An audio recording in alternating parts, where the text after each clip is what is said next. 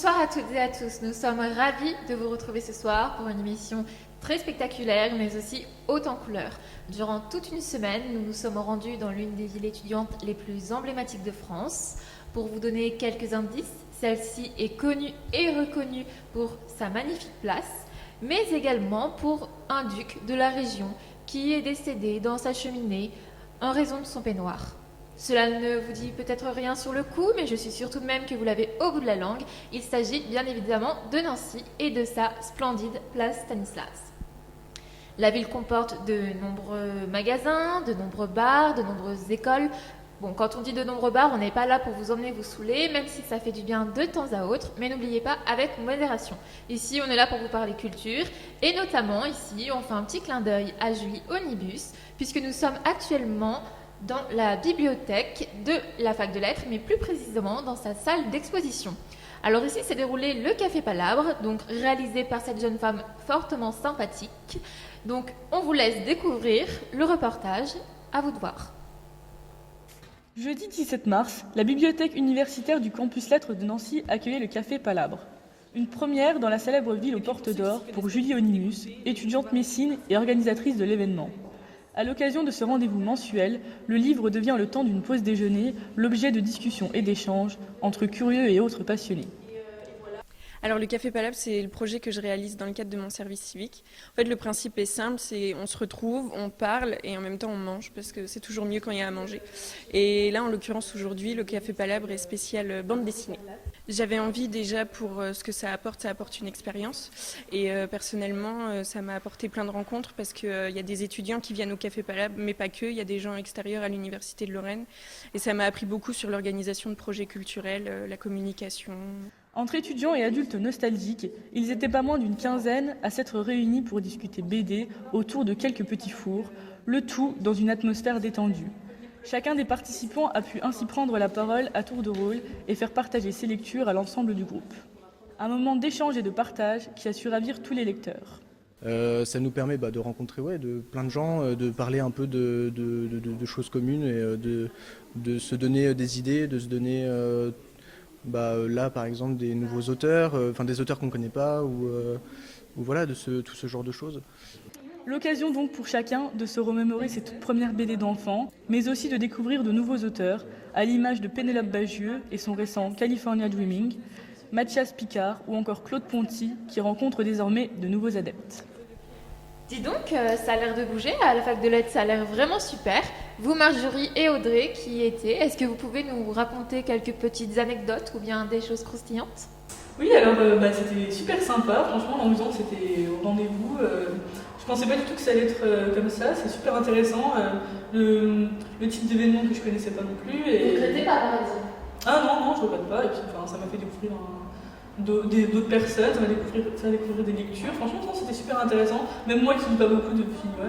Vous parliez de Tintin d'ailleurs tout à l'heure, vous êtes remis dedans apparemment. Oui, ouais, non, ça faisait longtemps que je lisais pas de bande dessinée, je me suis mise à ça, donc non, c'était bénéfique pour quelques personnes.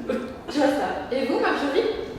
Eh bien moi je suis d'accord avec Audrey, j'ai vraiment été agréablement surprise, c'était vraiment une bonne ambiance.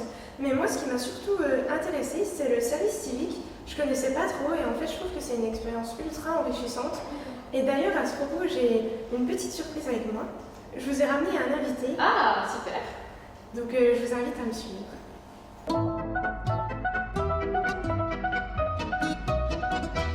Salut Olivier.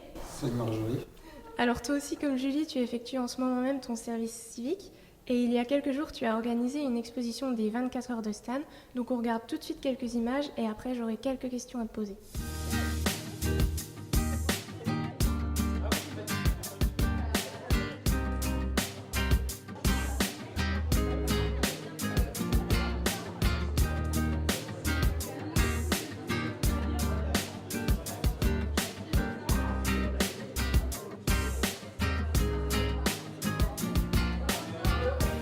Donc alors, pour nous qui ne connaissons pas trop cet événement, est-ce que tu peux nous expliquer qu'est-ce que les 24 heures de Stan ?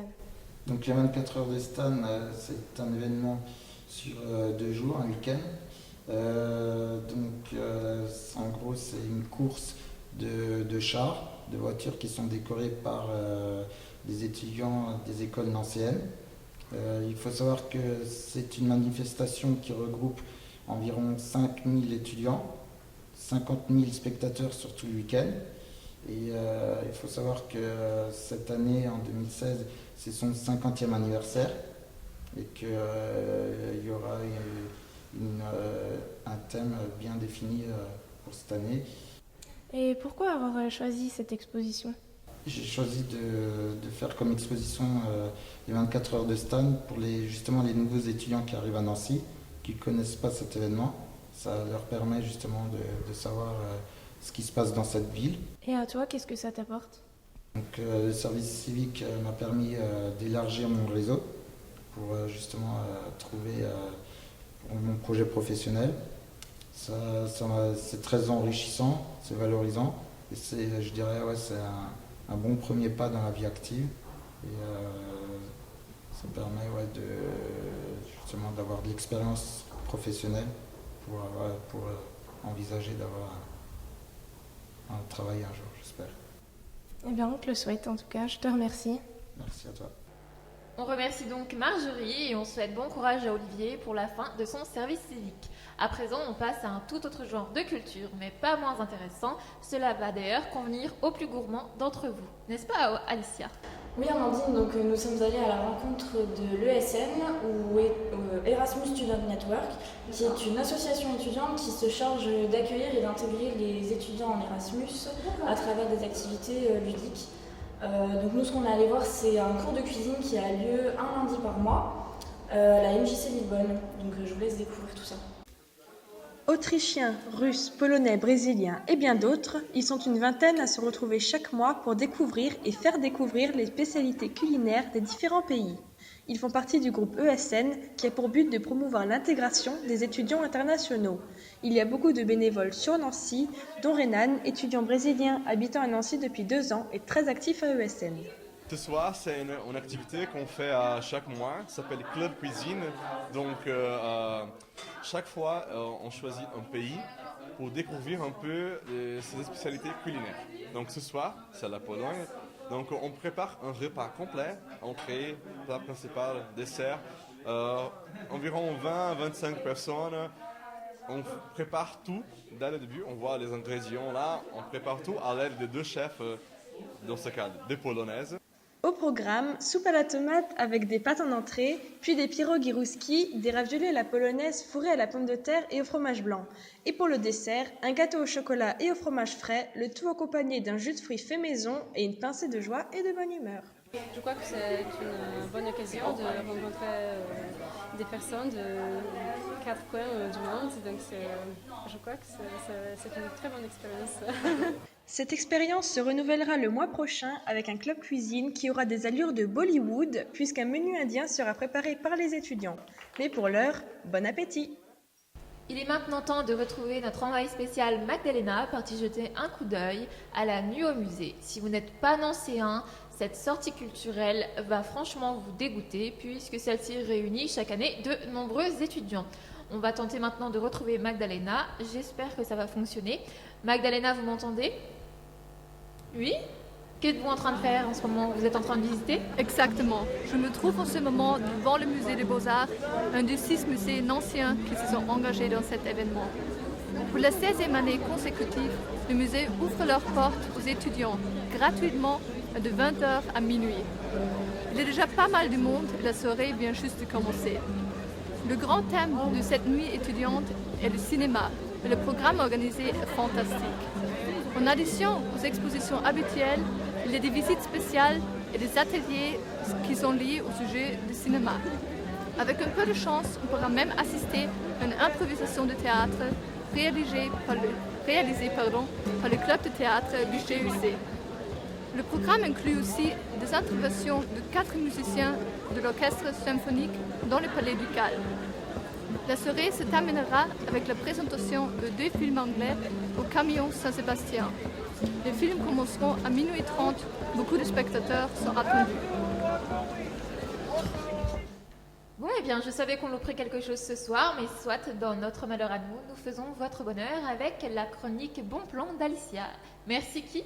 Eh bien, merci moi. En tout cas, merci à la ville de Nancy et à la région Lorraine qui mettent à disposition différents moyens d'aller votre plaisir à la santé de votre porte-monnaie, parce qu'on sait que quand on est étudiant, c'est toujours difficile, n'est-ce pas? Oui.